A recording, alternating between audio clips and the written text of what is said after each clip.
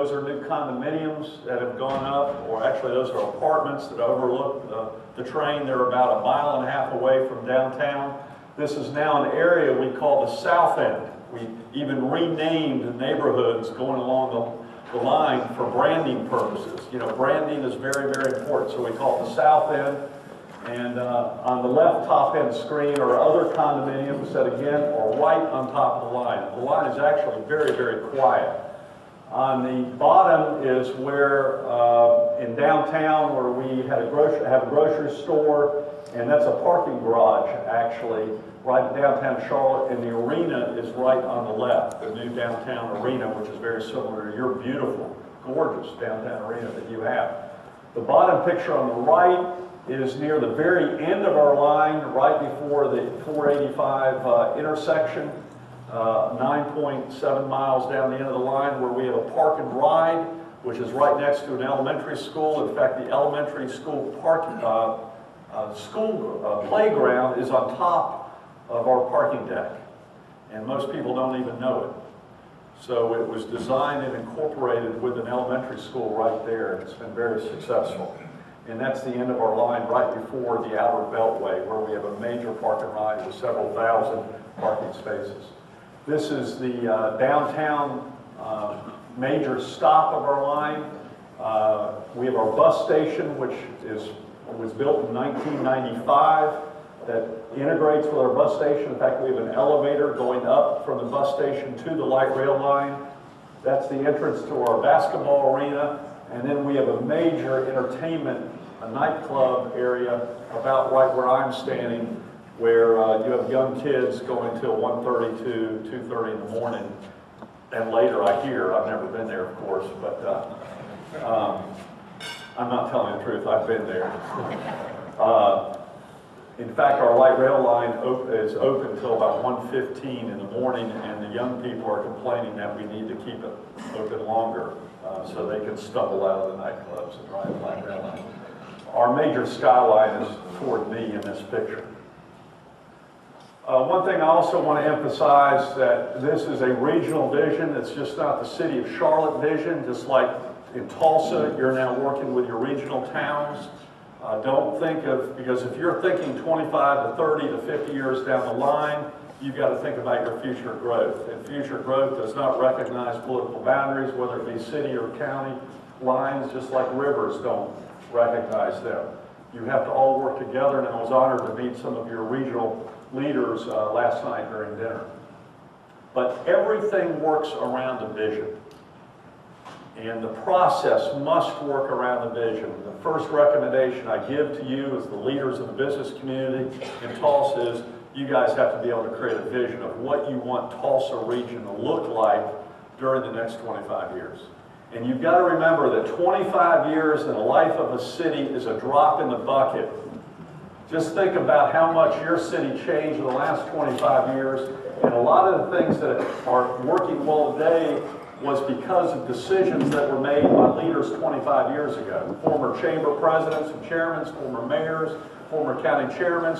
You're now feeling the impact, both good and bad, because of either decisions that were made or not made 25 years ago. So the decisions you're about to make in this community, the impact will be 25 years from now. And as a 54-year-old now, I was mayor when I was 39, it goes quick. It goes very quick, but 25 years in the life of a city is a very short period of time, but you have a responsibility to start making those decisions for the next generation. Leave your mark. I also want to emphasize, especially to the chamber leadership, is that you are competing against other regions in the United States, and you see your region up on this map. You know, I'm working actually with the city of Atlanta and Spartanburg and Birmingham because we're starting to recognize we're all in the same region. And so we're working together on transportation infrastructure, water and sewer infrastructure, energy infrastructure in each of these regions. But it's very interesting looking at your region as our competition. And I like to see what other regions are doing because I see them as my competition. And you're tough competitors. Every one of these are tough competitors. And transportation is a part of that competitive element when I think industry is looking at a region.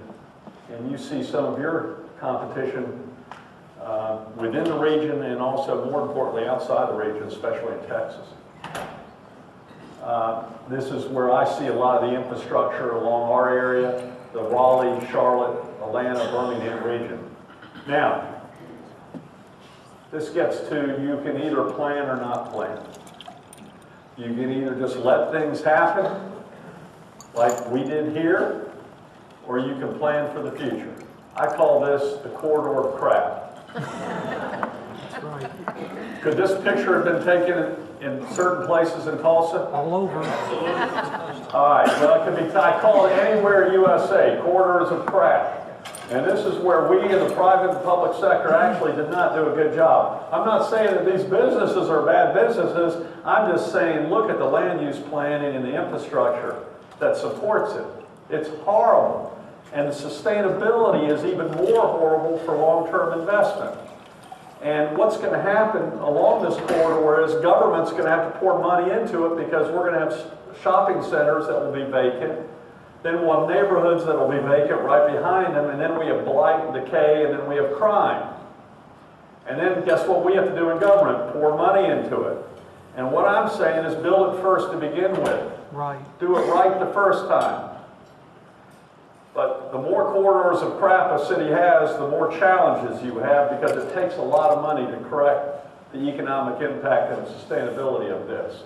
This happens to be the corridor where we built the light rail line. The light rail line is built right behind these buildings.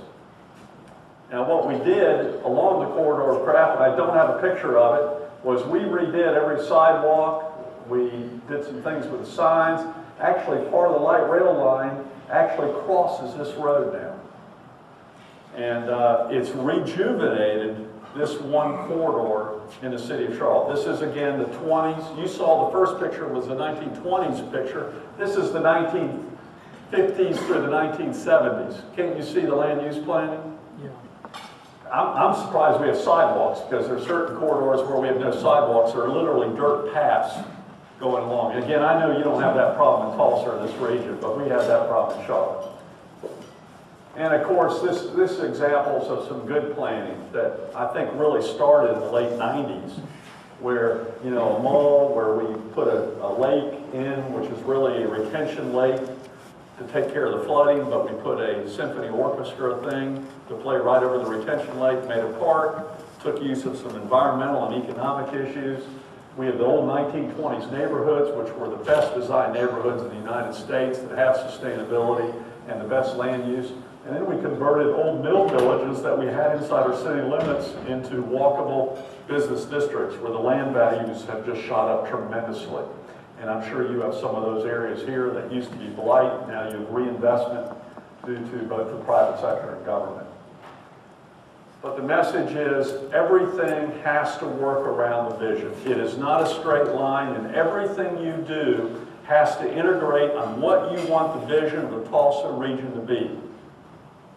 And again, the vision has to be able to explain. Let me jump. I have fun jumping on some of my good planning people, even Georgia Tech graduates. You have some great leaders here, by the way, the staff people. A plan does not mean you have a 300-page book in a notebook that's composed of the committee of 3,000, and everyone gets what they want in your vision. And then you put the vision on a shelf, and no one sees it again. A vision is something you can touch and feel and explain and communicate to, and people feel a part of it. And a vision has to be something that your chamber leadership, your political leadership, your business leadership, your community leadership has to be able to explain in sound bites. It's like a political campaign. That's why my political campaign is I want the best of Mayberry Metropolis in Charlotte. Let me ask you a question. What's Mayberry bring to you? What do you think of when you think of Mayberry? Family. Huh? Hometown. What else do you think of? Family. No crime. What else do you think about? Family. Family. Values. Anything else? Walkable communities. Doors open. Front porches. Neighbors who know each other. Neighbors who know each other. It's a pretty good feeling, isn't it? It's the feeling that a lot of your suburbs want to keep, by the way. When I talked to them last night, I don't want to lose my integrity. They want to keep this feeling. And so do some of your inner city neighborhoods. And what's metropolis bring it back to you? What's big city metropolis show? What? Huh? Vibrancy. What else? Events. Events. Entertainment. What else? Jobs. Jobs, progress, opportunity. My message, my soundbite as a politician was I want the best in small town values, big city opportunities, Mayberry and metropolis. And then you break it down and you draw pictures of it. By the way, one good thing is draw pictures of how you want Tulsa to look like in the future. Don't put it in words, put it in pictures of how you want it to look like. A picture is much better to sell than words. And now with all the new tech, 3D technology, pictures are great. Architects, it's changed dramatically how you can sell a picture. You can sell a vision through pictures. And one way to sell a vision is show them a picture is if you do nothing, what will the picture of Tulsa look like 25 years from now?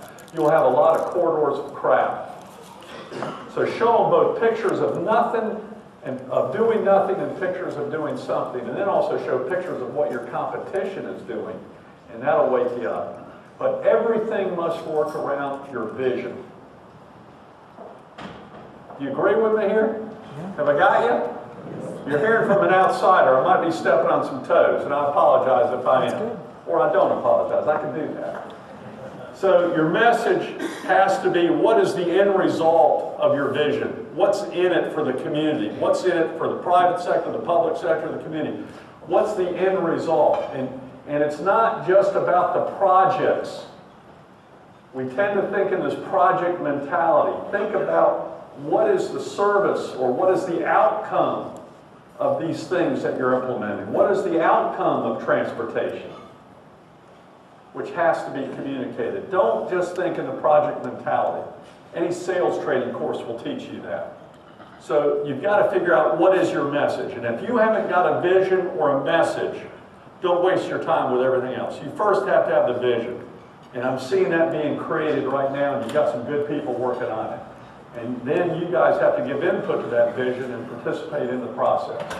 The next thing is, I think, part of the process. You notice the circle goes both counterclockwise and clockwise. It's not a straight line. You've got to repeat this stuff.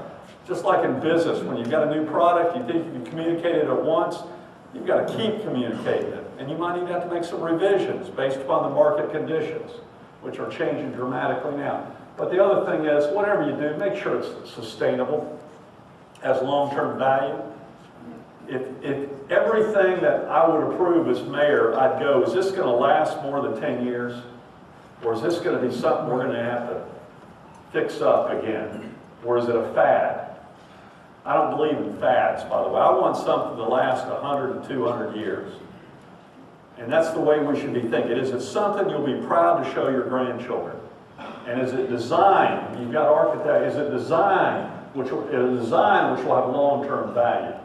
Or will it be a design where you're going to want to tear it down within 5 years because you designed it as the latest fad? We did a lot of that in the 70s design. Big concrete walls everywhere. We built buildings like prisons. It was faddish design. The next thing is, as you're looking at transportation, do not look at transportation like light rail or buses by itself. Make sure it's integrated into other parts of your vision, your housing vision, your economic development vision, your infrastructure vision, your airport vision. It all has to be integrated together.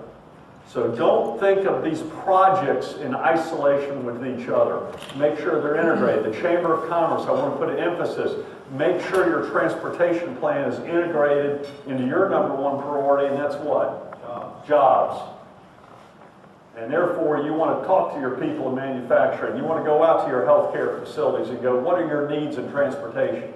And how will transportation help you recruit jobs?